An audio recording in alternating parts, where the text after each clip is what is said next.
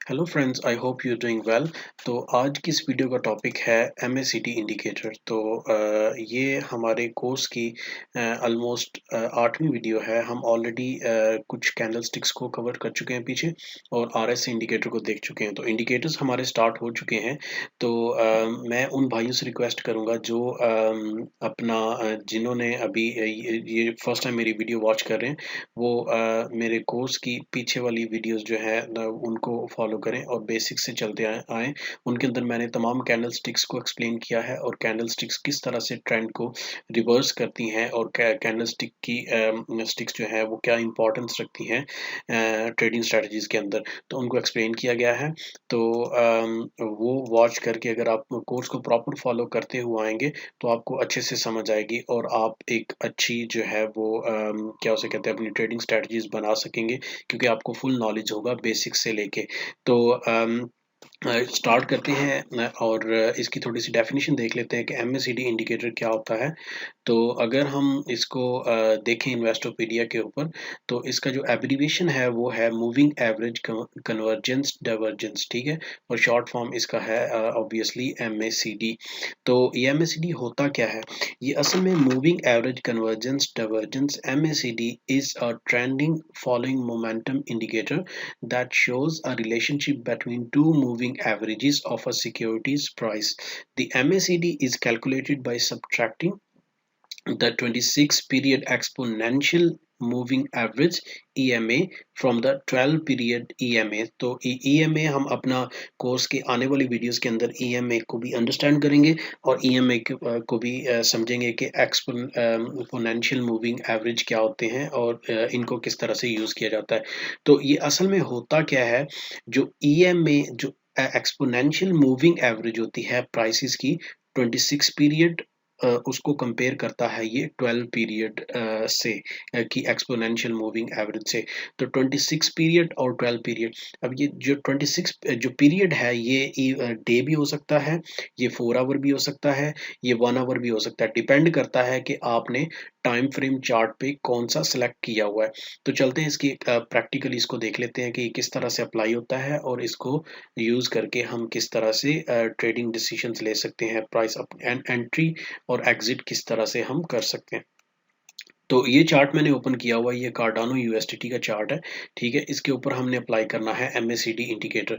तो सिंपली आप tradingview.com पे आएंगे। इसको आप बाइनांस के ऊपर या किसी और क्रिप्टो करेंसी एक्सचेंज के ऊपर अगर आप ट्रेड कर रहे हैं, या वहाँ पे आप जो है वो इसको चार्ट को ओपन किया हुआ है, तो आप वहाँ पे भी इसको अप्लाई कर सकते हैं। लेकिन चूंकि मैं यूज़ कर रहा हूँ tradingview.com और यही रिकमेंडेड है, CoinEG भी आप यूज़ कर सकते हैं। तो ट्रेडिंग व्यू पे आके अपने सिंपली ये ऊपर जो इंडिकेटर्स एंड स्ट्रेटजीज का बटन है इसके ऊपर आपने क्लिक करना है और यहाँ पे आके आप सिंपली सर्च करेंगे MACD, लिखेंगे आप जब, तो ये आ जाएगा आपके सामने moving average convergence divergence. MACD strategies पे आपने नहीं जाना, आपने जाना है मूविंग एवरेज कन्वर्जेंस डाइवर्जेंस के ऊपर। तो इसको जैसे आप क्लिक करेंगे तो ये अप्लाई हो जाएगा। आपको जो है वो सेटिंग इस तरह ओपन हो जाएगी। आपको कुछ भी इसमें चेंज नहीं करना। सिंपली ये देखें कि ये फर्स्ट लेंथ है और सेकंड लेंथ है, ये 26 और 12। अगर इसकी सेटिंग आगे पीछे हुई है, ऑलरेडी आपने पहले यूज़ किया है, तो आप मेक श्योर कर लें कि आप इसकी जो सेटिंग है उसको 26 और 12 पे सेट कर लें। सो करने के बाद ओके कर दें, ठीक है। सिंपली ये आपका MACD इंडिकेटर अप्लाई हो गया है। इसकी जो सिंपल सी जो कहा जाता है या सिंपल सा इसका जो फॉर्मूला है वो ये है कि आपने देखना है कि ब्लू लाइन और रेड लाइन, जो ब्लू लाइन है ये आपको ये 26 पीरियड की जो मूविंग EMA है वो शो कर रही है, और जो रेड लाइन है ये 12 पीरियड की जो मूविंग एवरेज है उसको प्रेजेंट कर रही है। तो आपने ये देखना है, सिंपल इसका फार्मूला ये है कि जैसे ही ब्लू लाइन रेड लाइन से अबव आती है तो वो हमारा एंट्री पॉइंट होगा, और जैसे ही ये क्रॉस करके नीचे की तरफ आती है तो वो हमारा एग्जिट पॉइंट होगा। जिस तरह इस चार्ट के ऊपर हम थोड़ी सी इसकी एग्जांपल लेते हैं कि इसने यहाँ से जैसे इसने क्रॉस किया था ब्लू लाइन ने रेड लाइन को, तो यहाँ से लेके तो इसको क्रॉस ओवर अगेन होने तक हमारा जो फॉर एग्जांपल हमने अगर यहाँ पे एग्जिट किया, इस कैंडल, ये जो कैंडल इसके सामने आ रही है, यहाँ पे अगर हमने एग्जिट किया तो ये कितने परसेंट इसने जंप लिया, तो ये ऑलमोस्ट 190% ये प्राइस अप गई है। ठीक है, ब्लू लाइन रेड लाइन को क्रॉस करते हुए। इसमें थोड़ा सा मैं आपको थोड़ी सी टिप दे दूं कि ये ऑलवेज वर्क नहीं करता। जरूरी नहीं है कि MACD इंडिकेटर को हम अलोन अप्लाई करें तो हम उसमें ट्रेडिंग में कामयाब हो सकते हैं, क्योंकि ये बाज़ औक़ात क्या करता है कि ये बार-बार ये जो लाइन्स हैं ये क्रॉस ओवर कर रही होती हैं। ठीक है?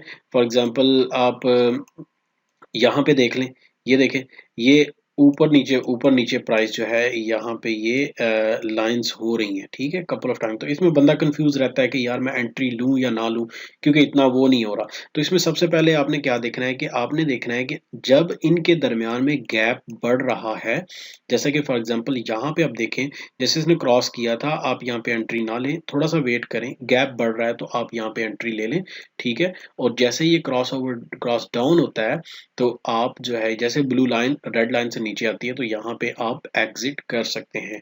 मैं असल में रिकमेंड करता हूँ कि आप सिंपल खाली MACD इंडिकेटर को यूज़ ना करें। आप इसको जो है वो सपोर्ट एंड रेजिस्टेंस के साथ भी यूज़ कर सकते हैं। उसमें ये होगा कि जब जैसे ही फॉर एग्जांपल अगर इसने आपको एग्जिट करवा दिया और ये दोबारा क्रॉस ओवर होके अप चली गई, ठीक है? तो आप जो प्रॉफिट आप ज़्यादा कमा सकते थे वो आपने लूज़ किया, क्योंकि प्राइस फर्दर अप चली गई, ठीक है? आपको नहीं समझ आई कि आपने तो इसके अकॉर्डिंगली उसको एग्ज़िट कर दिया। लेकिन जैसे ही प्राइस फर्दर अप गई, तो आप रिग्रेट करेंगे कि यहाँ पे सेल करने की बजाय मैं यहाँ पे सेल कर लेता। फॉर एग्ज़ाम्पल ये 1.65 अगर किसी ने यहाँ पे एग्ज़िट किया होता, तो वो जो है वो रिग्रेट करेगा कि क्यों नहीं मैंने होल्ड किया इसको फर्दर और यहाँ पे आके मैंने 230 पे क्यों नहीं सेल किया, ठीक है? तो उसके लिए ये है कि आप सपोर्ट एंड रेजिस्टेंस सिंपली इसको ड्रा कर लें।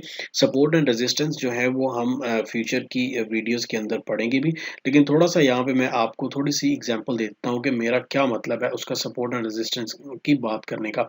तो आप जैसे फॉर एग्जांपल आप यहाँ पे देखें, एक ये बन रहा है, ठीक है? एक लाइन, क्योंकि सपोर्ट एंड रेजिस्टेंस वो चीज़ होती है जहाँ पे जो रेजिस्टेंस होती है, अगर नीचे से प्राइस बार-बार उस लाइन एक जगह पे टकरा रही है तो वो आपकी जो है वो रेजिस्टेंस है। और अगर ऊपर से नीचे की तरफ प्राइस एक लाइन पे बार-बार एक जगह से टकरा रही है तो वो आपकी सपोर्ट लेवल है, ठीक है? तो इस चीज़ को आपने अपने ज़हन में रखना है ट्रेड करते हुए। फॉर एग्ज़ाम्पल जैसे आप ये देखें कि यहाँ पे आप ये MACD इंडिकेटर को यूज़ कर रहे थे। यहाँ पे जैसे ही ये सपोर्ट पे आया, फॉर एग्ज़ाम्पल चलो ये तो फर्स्ट सपोर्ट थी इसने, क्योंकि पहले ये रेजिस्टेंस थी, लेकिन इसको क्रॉस करके ऊपर गया और यहाँ पे इसने सपोर्ट लिया, ठीक है? जैसे ही सपोर्ट लिया, फॉर एग्ज़ाम्पल आपने छोड़ दें इसको पहले, क्योंकि आपने जब ये होता अक्सर क्या है कि ये ब्रेकआउट नहीं होता, फेक आउट हो जाता है। बाज़ औक़ात ये प्राइस ऊपर जाती है और फ़ौरन नीचे आ जाती है। तो आप फॉर एग्ज़ाम्पल यहाँ पे आपने एंट्री नहीं ली, ठीक है? आपने जो है वो इसको इग्नोर किया और अगेन प्राइस जब यहाँ पे आई, तो अब आपने इस लेवल को अपने ज़हन में रखना है। जब प्राइस इस यहाँ पे आती है अगेन, तो आपकी यहाँ पे एंट्री बन सकती है। लेकिन चूँकि इसने क्रॉस ओवर नहीं किया, फॉर एग्ज़ाम्पल, तो आपने यहाँ पे भी एंट्री नहीं ली, ठीक है? ये प्राइस जैसे ही ये यहाँ पे गया है, तो ये देखें, ये दोबारा जो है ब्लू लाइन इसके नीचे ही है, ये क्रॉस करने की कोशिश की है इसने, क्रॉस नहीं कर पाई। फिर अगेन नीचे है और यहाँ पे इसने क्रॉस किया है इस लाइन ने अगेन उसको, ठीक है? लेकिन ये आपका क्योंकि सपोर्ट नहीं है, फिर भी अगर ये लाइन थोड़ी-सी क्रॉस कर रही है तो यहाँ पे एंट्री लेके आप छोटा-सा प्रॉफिट यहाँ से कमा सकते हैं, ठीक है? यहाँ से कमा सकते हैं। अब ये तो आपकी हो गई कि आपने फॉर एग्ज़ाम्पल यहाँ पे जब ये दोबारा ये यहाँ पे ब्रेक इसने किया, ब्रेक डाउन, तो आपने अपनी एग्ज़िट कर लिया, 14-15% का प्रॉफिट आपको हो गया। उसके बाद देखें कि यहाँ पे ये मेन प्रॉफिट आपको यहाँ पे देने वाला है। फॉर एग्ज़ाम्पल यहाँ पे अगेन ये आके इसको टकरा रही है सपोर्ट को और आपको लग रहा है कि ये जो मेरे क्या उसे कहते हैं, ये जो ब्लू लाइन है ये अगेन इसने रिवर्स लिया है यहाँ से और ये रेड लाइन के क्लोज आ रही है, तो आप यहाँ पे एंट्री ले सकते हैं। एक तो कंफर्मेशन है आपको सपोर्ट की और दूसरी कंफर्मेशन है आपको MACD की। और जैसे ही MACD ने यहाँ से क्रॉस लिया है तो आप देखें यहाँ पे, क्योंकि ये जब बार बार एक जगह पे टकराती है ना, तो फॉर एग्जाम्पल यहाँ पे टकराई, अगेन यहाँ पे टकराई प्राइस, ठीक है, यहाँ पे थोड़ा सा ऊपर फ्लाई कर रही थी। अगेन यहाँ पे जब प्राइस टकराई है ना, तो दो दफा तो ऑलरेडी इस लेवल पे टकरा चुकी है। टकरा के जब रिवर्सल लिया तो बायर ज्यादा कॉन्फिडेंट हो गया है, क्योंकि बायर ने समझा कि ये वाकई ही एक स्ट्रॉन्ग जो है सपोर्ट लेवल बन गया है। तो उसने प्राइस को फर्दर, क्योंकि बायर ने पावर शो की है, और पावर शो करने के बाद प्राइस यहाँ से यहाँ तक गई है।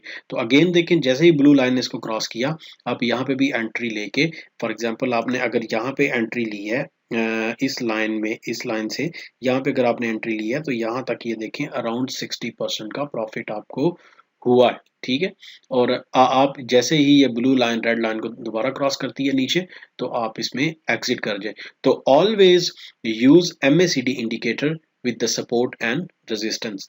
तो मिलते हैं नेक्स्ट वीडियो के अंदर, तब तक अपना ख्याल रखिएगा। Take care, have a nice day.